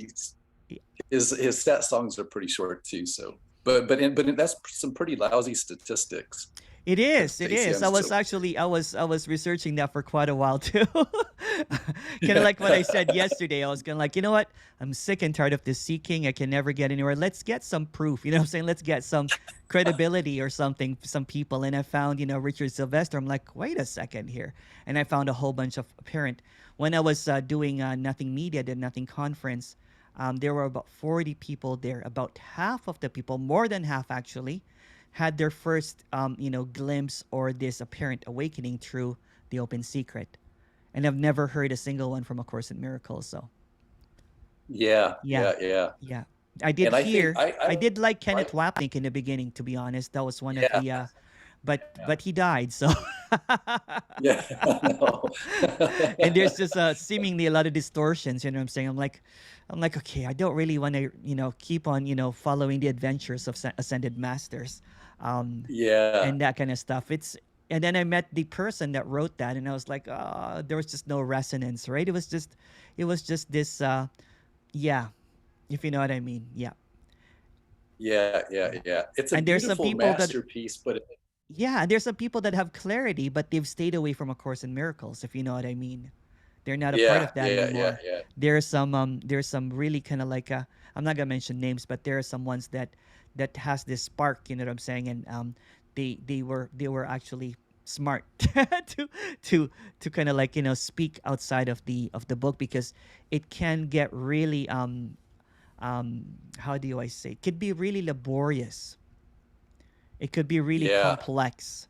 It could be something so simple, because all you really have to pay attention to it is just a couple of sentences in the beginning of it. yeah. That's all you need to do. You close the book. That's it. Yeah. And to me, just this perception here, it just seems like this message, that open secret that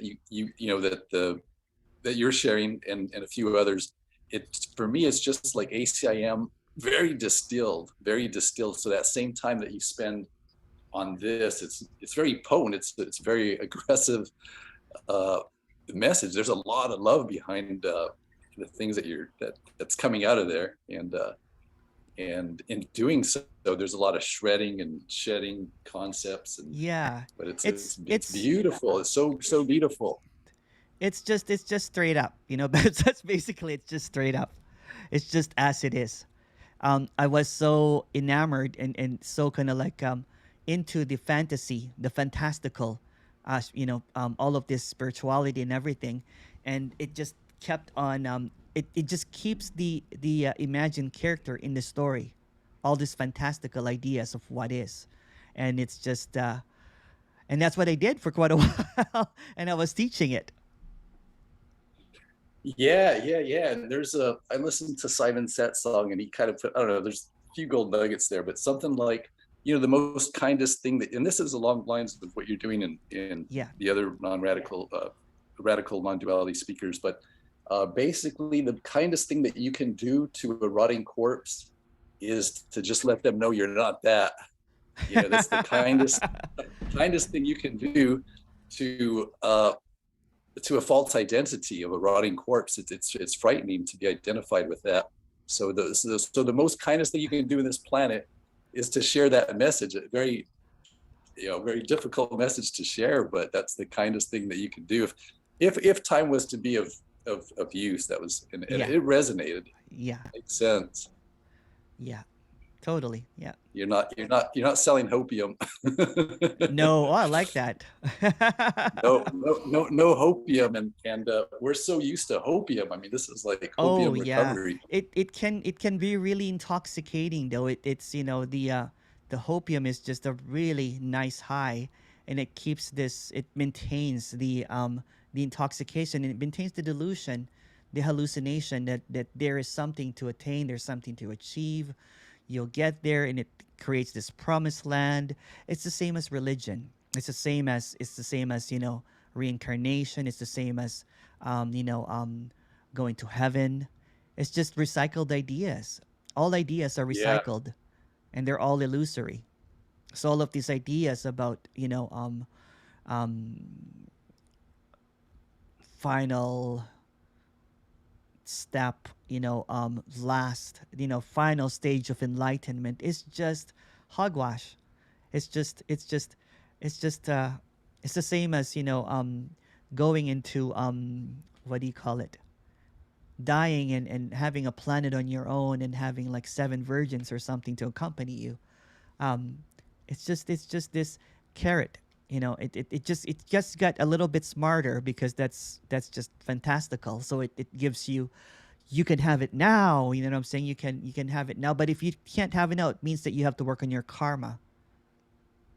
That you have to keep on working and working and working. Or of course, or the way that some of the Course in Miracles can like people is saying that you're identified with whatever they say, you know what I'm saying? Holy Spirit, ego. So it's just it's a maintenance of the illusion when it becomes interpreted, when it's not seen through as it is, right? When it's seen, I think at the very end, this is just the beginning, but seemingly a lot of people keeps on going back and, you know, waiting for that glimpse, waiting for that holy instance um, that everyone longs for. When everything is a holy instance, what the heck? It doesn't make sense. And that's what keeps on the trap of it, the trap of learning. As I said, anything that's learned is a trap because it just creates this duality that I am learning. Nothing's needed to be learned. Yeah, it's a you know, time and space concepts. Opium. It's innocent. It's all based on innocence, but it's very, when you hear this message, it's very, when you see other people dishing that out, you can kind of sniff it right away. You get like, There's usually yeah. What I didn't notice before is because I thought seriousness was integrity. I thought seriousness was wisdom. I thought that seriousness was authority. And I was looking for that authority. So when I saw like a serious teacher and everything, someone that forgot to laugh, you know what I'm saying? It's just another appearance. It's just they have come to a position and they're defending it. There's no defense here. There's no holding on to here, right? It's kind of like, you know, Joey, you should not be listening to A Course in Miracles. Now, there's none of that. Who cares? Because there's nothing to gain in any of this because it's already complete. It's already a rotting corpse. What can it do? It's already dead. Can a dead dance? My wife says after listening to this that she can't take any faces seriously. It looks like everybody is SpongeBob without pants. They are actually.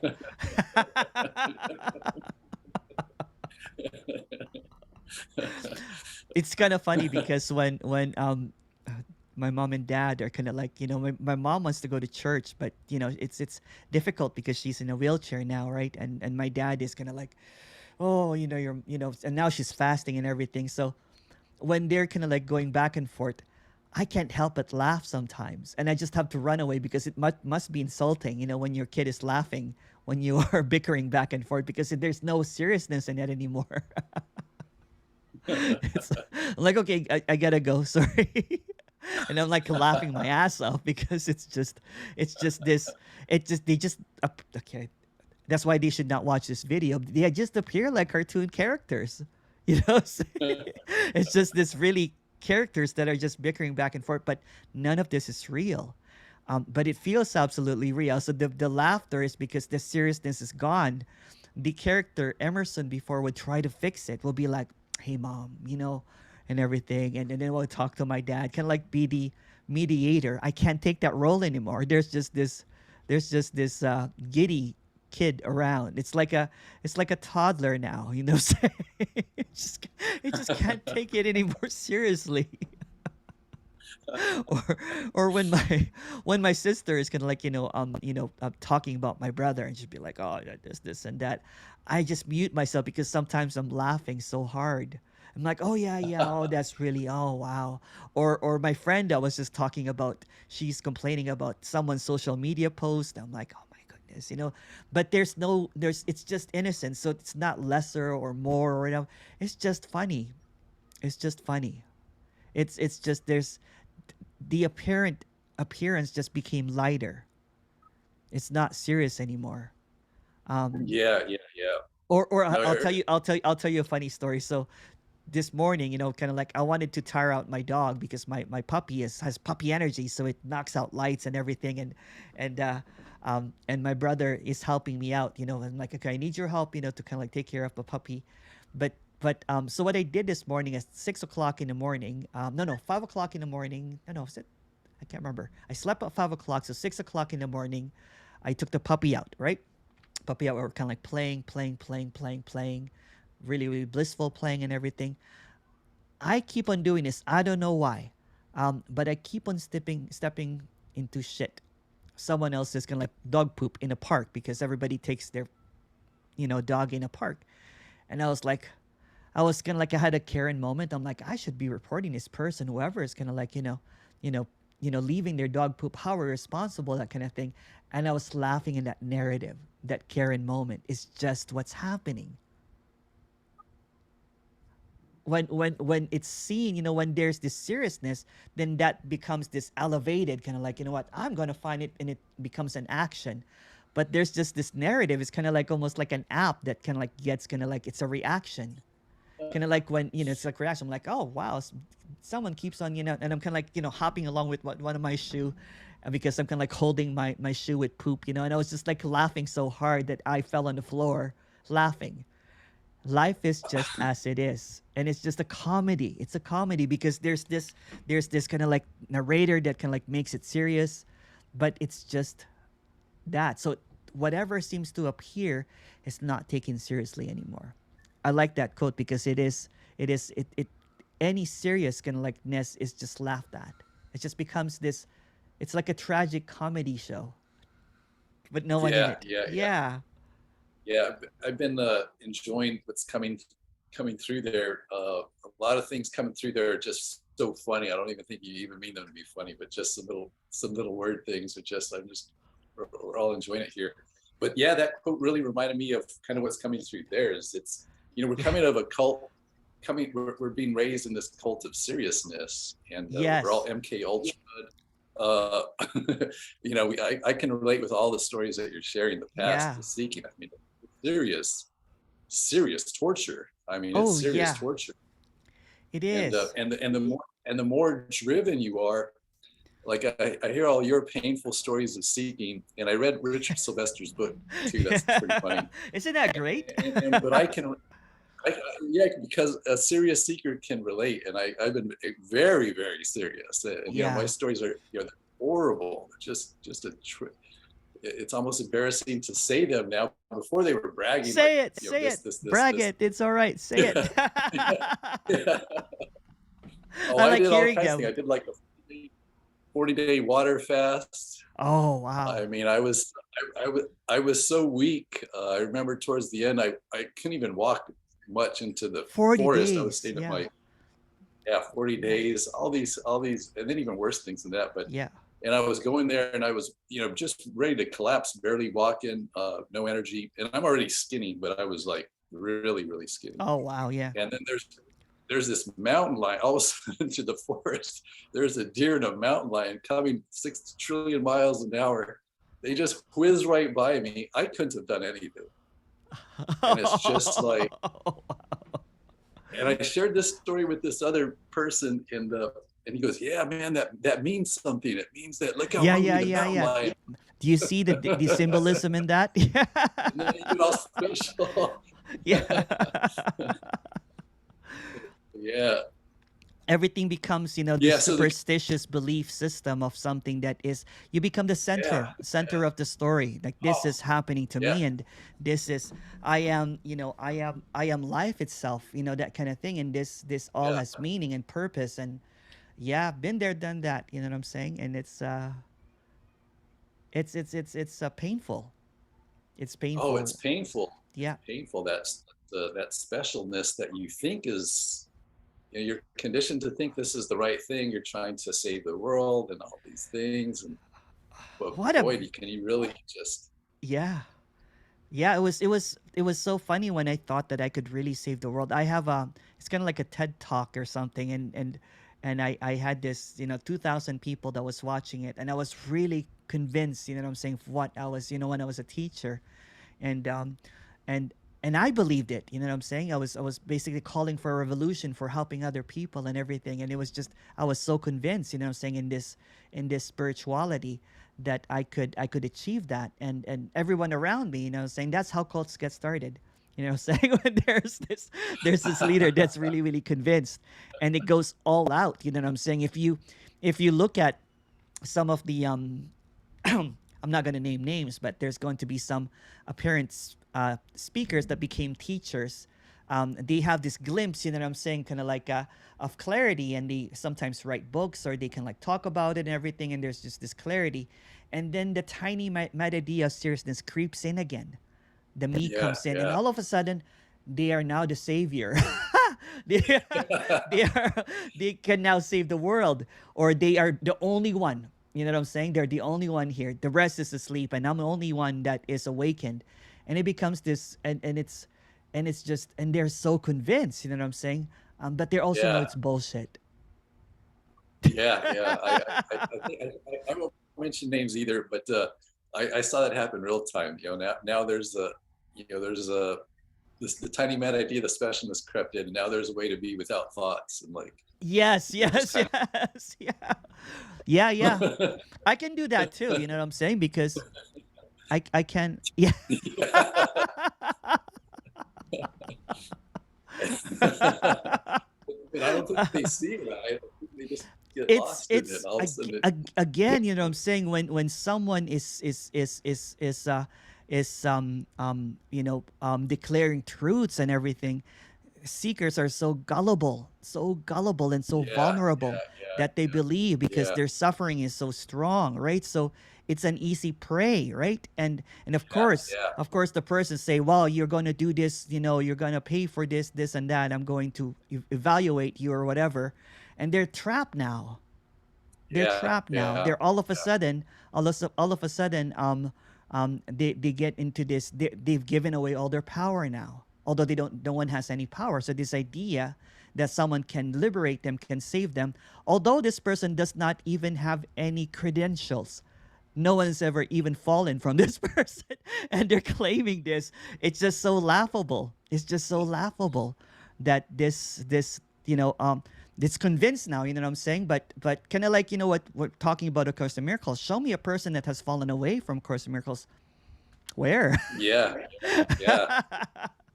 um, and it's just ridiculous. You know what I'm saying? It's just this all of a sudden the tone becomes so serious. It's so convinced now, and it talks shit about other people now. Yeah. It's like, wow. Yeah. Again, kind of like what else? Come back to life. What's that? The dead come back to life. The dead Well, come back yeah, to life. it's now convinced. It's convinced that it can create an army of zombie. You know what I'm saying? But it's just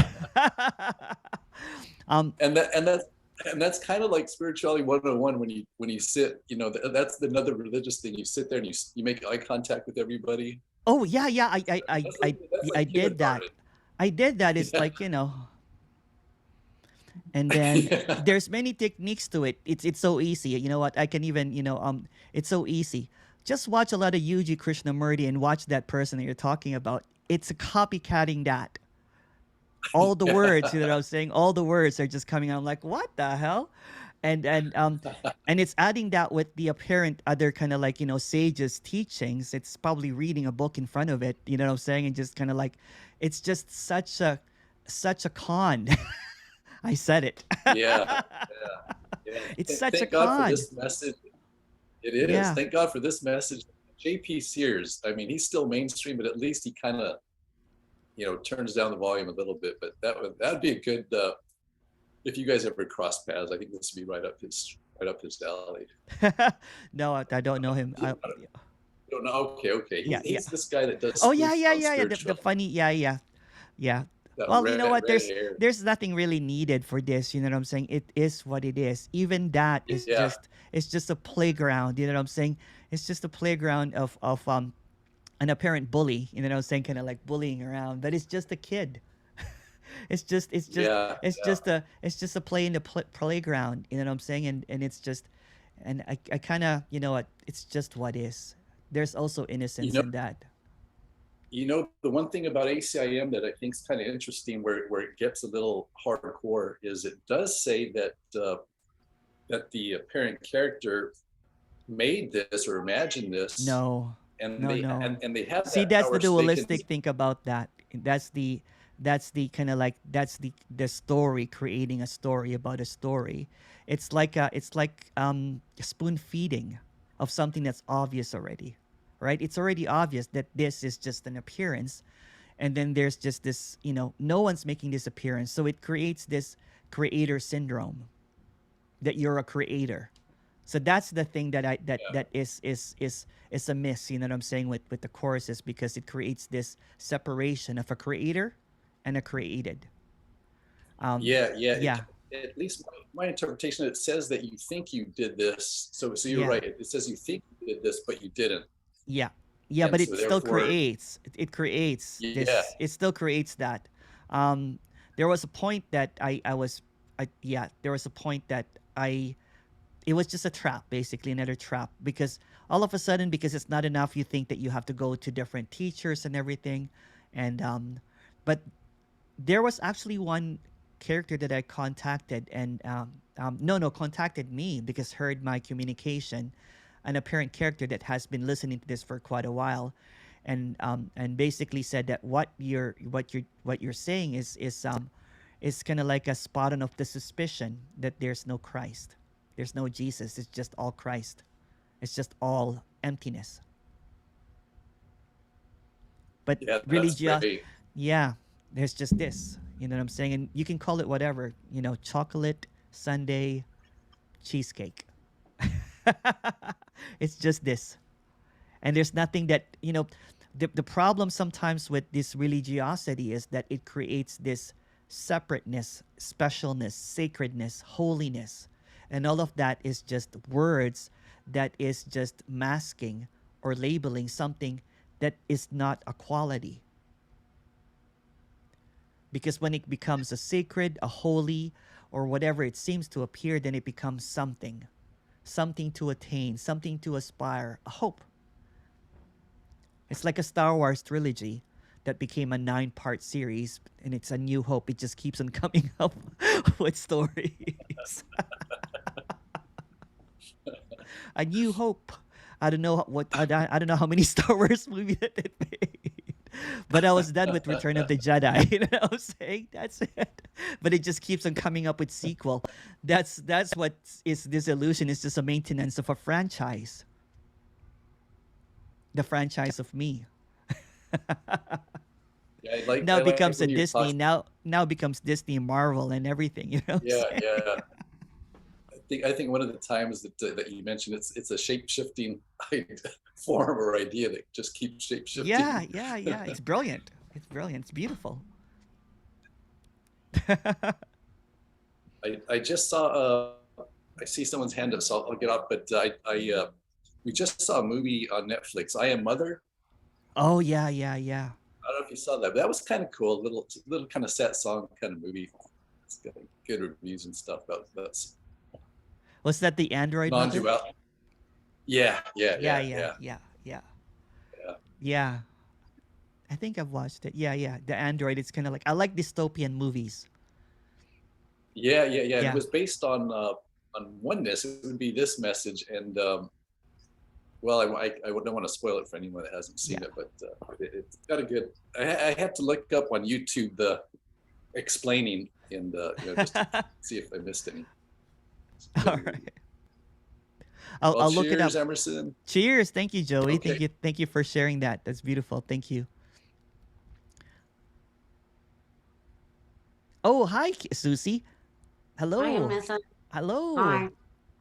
We were talking about the course in the breakout room, and one of the lessons in the course is you need do nothing.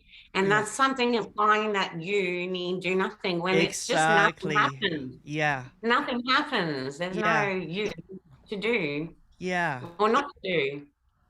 Yeah. And it's crazy. Hey, it's it is. It and it sort of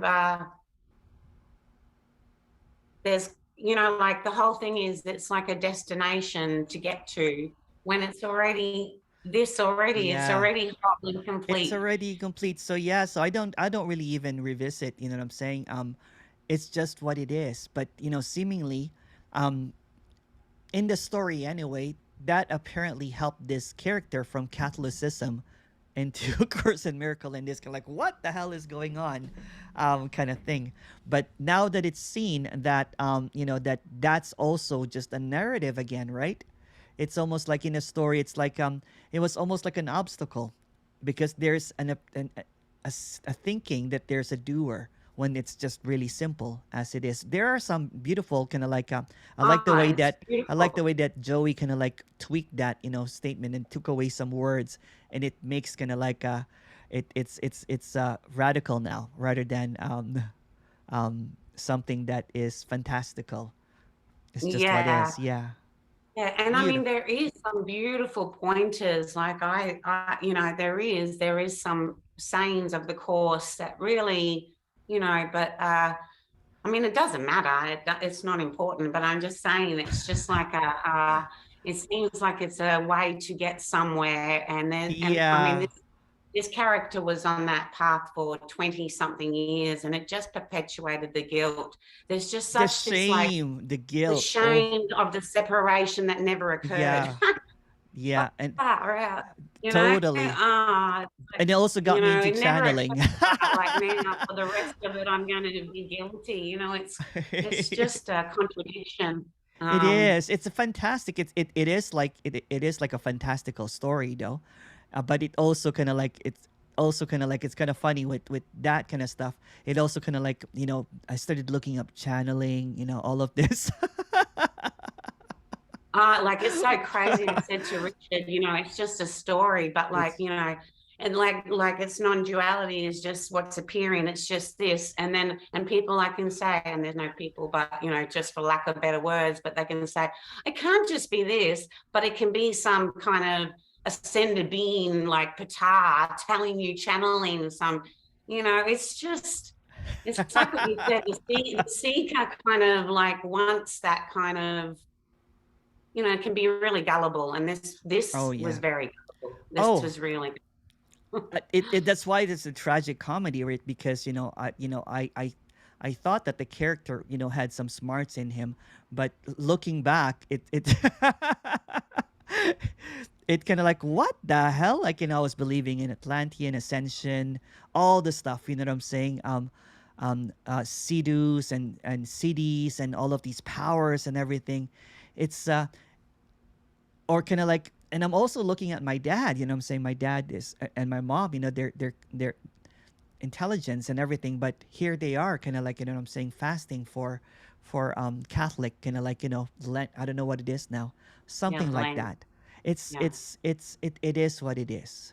It's the Yeah, because it's the idea that there needs to be some sort of purification, that it there needs to is. be some sort of perfection, that like I can't just be whole and complete like this, you know? Yes, And this is. da da da da Yeah, da da da it's da too da, and simple. then It's too simple. It wants the yeah, pageantry. It wants it's this. When it said it, all that there is this. There's nothing needed. It's complete. We're like, well, I want some show. You know what I'm saying? I want some sparks. I want. It wants the process to get there. It wants some a bit of suffering, a little bit. You know, how do I get here? How, you know? But it is what it is. Well, thank you so much, Susie. Linus goes, the thanks, thoughtless thanks. fish look. Is it like this? That's a blue steel, right? Thank you so much, everyone. We'll see you tomorrow. Tomorrow, if you can make it, it's going to be some DJing at the end. I'll just play music and I'll dance along. Thank you. Bye. There's a breakout room if you guys want to join it. Thank you. Thank you so Bye. much. This was Thanks, Carmen. amazing. Bye. Thank you. Bye, guys. Bye. See you. Bye.